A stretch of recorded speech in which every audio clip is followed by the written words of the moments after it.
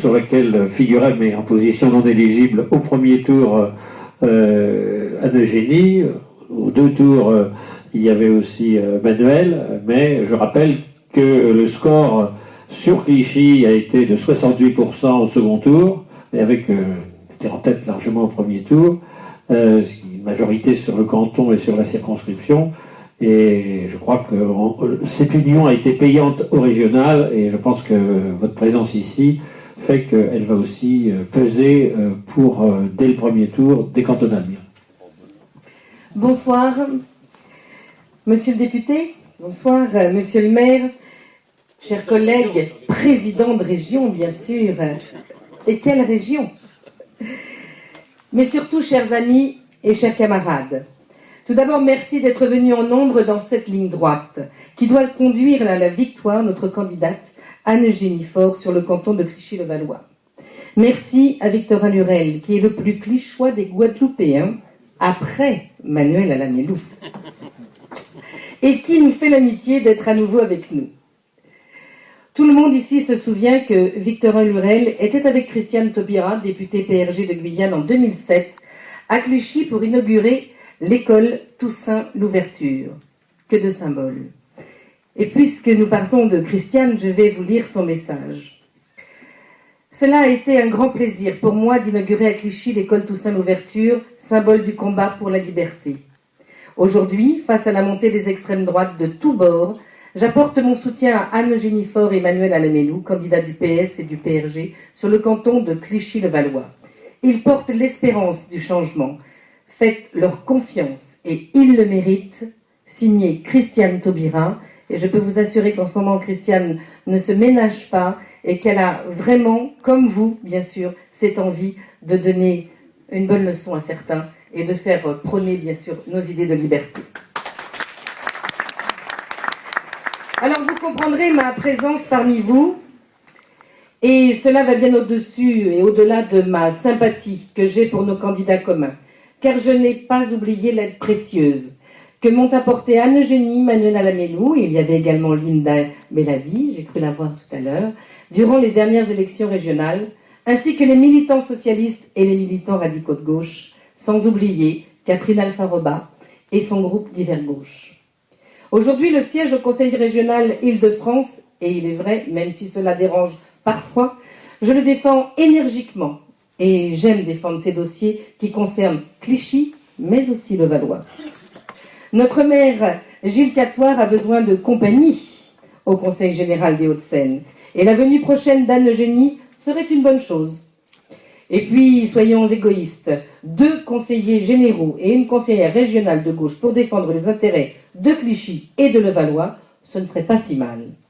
Je tiens à préciser ici que le rassemblement des socialistes et des radicaux de gauche sur le canton de Clichy-le-Valois est le résultat d'un engagement commun, comme vous avez pu le dire déjà, et Catherine l'a bien souligné, qui conclut entre Gilles et moi, et qui nous comptons bien poursuivre ce travail commun, au moins jusqu'aux prochaines élections législatives de 2012.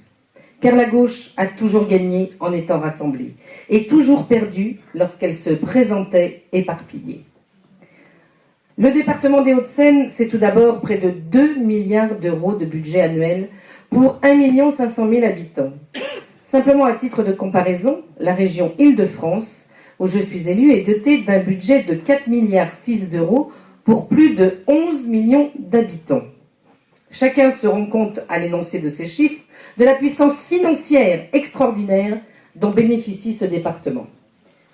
Cela dit, le gouvernement de M. Sarkozy poursuit sa politique de démantèlement des services publics et il a décidé de geler les dotations de l'État aux collectivités locales.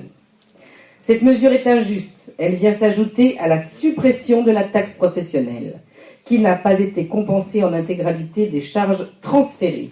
Elle est injuste, car les collectivités, contrairement à l'État, sont des bons gestionnaires et ont l'obligation de présenter des budgets équilibrés, contrairement à l'État qui a atteint plus de 1 500 milliards de dettes et doit plus de 450 millions d'euros au Conseil général des Hauts-de-Seine et donc à nous, aux contribuables des Hauts-de-Seine. Cette mesure de gel des dotations est dangereuse pour l'activité économique, alors que nos collectivités réalisent plus de 70% de l'investissement public. La majorité UMP qui dirige ce département depuis toujours est indifférente au fait que de nombreuses communes ne respectent pas la loi SRU qui oblige, au nom de la solidarité, à être dotées d'au moins 20% de logements sociaux. D'autre part, alors que la demande en place de crèches publiques ou associatives n'a jamais été aussi grande, cette même majorité UMP se désengage du financement des crèches en diminuant de 40% leurs subventions. Le département des Hauts-de-Seine est à l'image de ce gouvernement. Mauvais gestionnaire et gouvernance clanique. Dans ce département, symbole du bling-bling et des clans politiques et familiaux, où tout finit en « i ». Ils se sont, au fil du temps, accaparés les leviers de tous les pouvoirs. Santini, Secaldi, Balkany, Sarkozy, que de rimes riches en « i » pourrait-on faire avec ces noms? Vous remarquerez, chers amis, que je n'ai pas cité Anne Eugénie.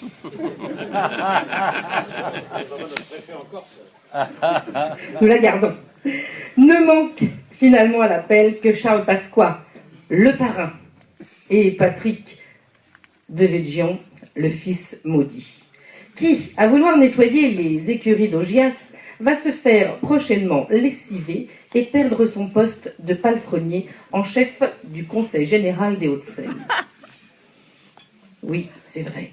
Oui, il faut assainir ce département en mettant fin au gaspillage et en faisant de la solidarité départementale une priorité et de la péréquation en réalité. Oui, il faut répondre, merci, financièrement aux difficultés que rencontrent au quotidien les personnels, les enseignants et les collégiens, alors que la fac privée Léonard de Vinci, dite Fac Pasqua, a déjà coûté plus de 500 millions d'euros aux contribuables alto-séquanais.